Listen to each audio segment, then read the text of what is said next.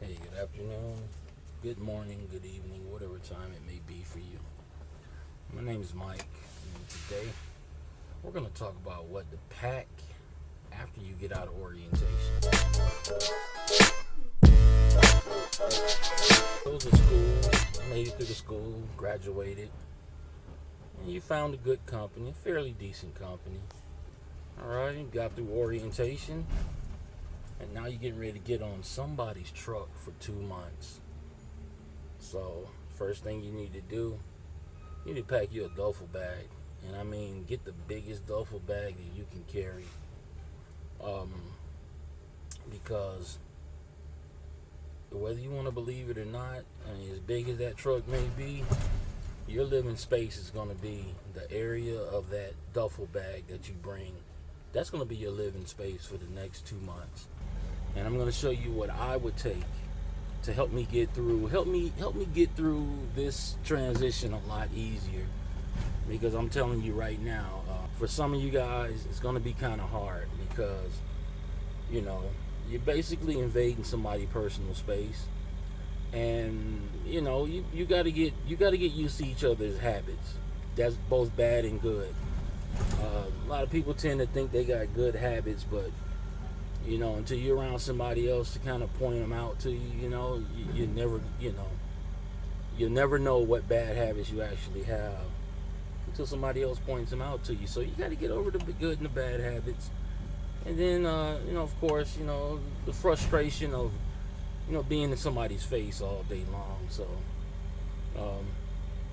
I'm gonna show you guys how to get through this transition a lot easier, a lot smoother, and so without further ado, hey, here's a list of things that I would pack if I was a rookie all over again.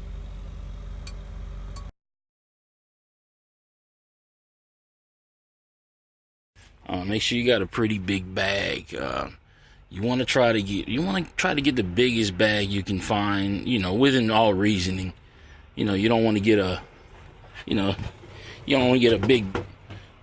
big baseball bag that holds, like 50 bats or anything like that. You just want to get something big enough. I say at the max maybe 50 to 60 inches, because I'm telling you right now, this is going to be the extent of your living space for just about 2 months. So you want to make sure you get a big enough bag. So, you don't want nothing ridiculously big. Just keep that in mind. Next thing you want to get you like a little, well, back in the old days, we used to call them a shower kit, First thing you want to get in there, you want to get your medicine and your prescriptions and, any ointments. You want to get as much of that stuff as you can in that bag, because I'm telling you right now, when you're stuck somewhere in the middle of nowhere, with an upset stomach or, raging, diarrhea, you want something to take right away. Another thing you want to do is you want to make sure you have a good 4 changes of underwear, your t-shirt and your underwear. Make sure you have about 4 changes. That's what I would take. I want to take you about maybe 3 or 4 pair of socks, and 4 being the operative number. The reason being is sometimes, most during the week, you're going to run pretty hard. So you figure 2 days, you're going to have your regular, you're going to have your outer clothes on for about 2 days. Some guys, about 3 days. So I say 2 days at the minimum, 3 days at the max, you're going to have your outer clothes on. So there's really no real reason to have, a whole bunch of outer garments, like your pants, shirt, things like that. So 3, maybe 4, but 3 would be the number you should be working with, because, even though the bag is fairly big, you're going to start noticing it's going to start, you're going to start losing space pretty rapidly the more stuff you put in. So you want to just get about 3 change of clothes, and that should do while you're training. Once you get on your own, the number changes dramatically. You want some kind of shoes that you can wear inside the truck, while you're not driving.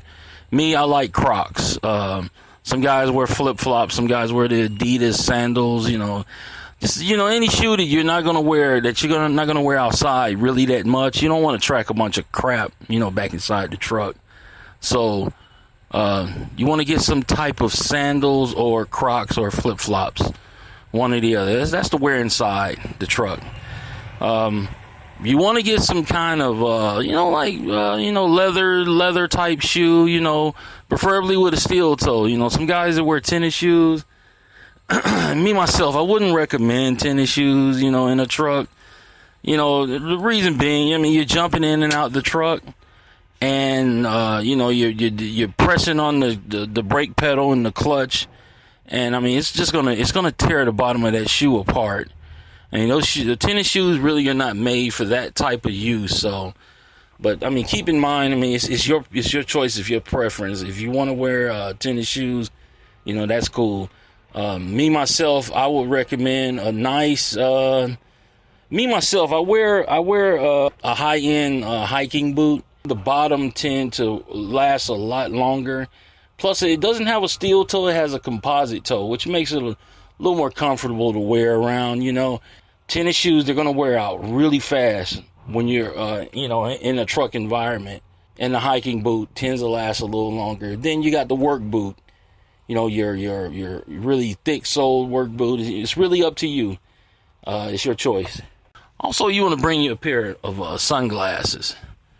Some people don't like wearing them, but the lesson here once again is, you got sun coming into the cab all day long, and that the windshield tends to turn the sun. It's like a magnifying glass, so it makes the sunlight that much more intense. Plus, for safety reasons, you don't want sun in your eyes while you're driving down the road. It can get pretty dangerous. Another thing to keep in mind, you want to take you a small or a medium sized first aid kit. You don't have to. There's no need in explaining that one. You're gonna need a first aid kit at one time or another while you're on the road. Keep a couple of chargers with you, and also get a charger that goes in a lighter that has USB. With the USB plugs in the connection. That way, be it whether you're up front driving or you're in the sleeper, kicking back while while your trainer's driving, you can charge up your devices, or you can have some kind of way to keep them charged while you're going down the road. Maybe talk to the loved ones back at home on the computer. Get a charger. It'll really come in handy. Get the one with the USB connections attached to it. Another thing you want to take, maybe get some shorts for the summer and t-shirts. Me myself, I get the sweat, the warm up type pants with a hooded sweater rather for the winter time. So that way, you can be pretty comfortable, and things can get you pretty comfortable. I remember one winter in Montana, got down to maybe I don't know, from between 7 degrees down to about, 10, 15 below zero. And I stayed, I slept in the truck, but I slept with my sweat, with the warm up suit on. And it kept me really, really comfortable. So that's, you want to keep that in mind, guys, and girls, get some type of, some type of outfit to wear while you're inside the truck. All right, guys, so those are the basic things in my mind, in my opinion. These are the basic things you need when you start out on the road. And if you can add just something basic, you can get started, and then you can add to it later on. Things that fit your situation, as you go along. Everybody's situation is fairly different.